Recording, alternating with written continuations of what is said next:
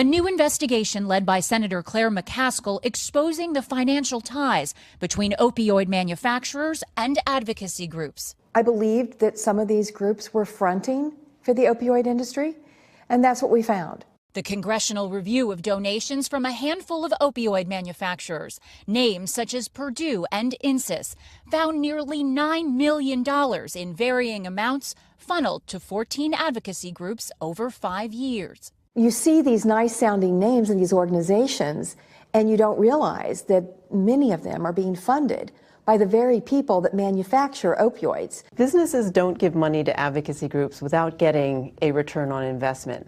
Dr. Adrian Fu Berman studies drug marketing practices and has been hired to testify in state lawsuits against opioid manufacturers. These groups have minimized addiction risk. They've actually lobbied to fight laws that seek to prevent overprescription.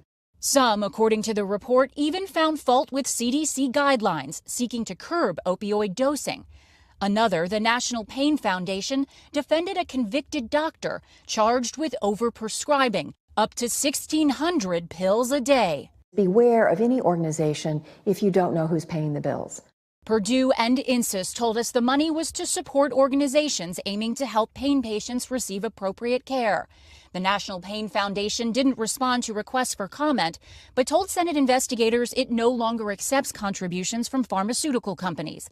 Other groups criticized the report, calling it unfair to equate financial support with industry influence. They say we're pro-patient, we're not pro-industry. I would urge them to put all of the donations they receive on their website and let the public decide.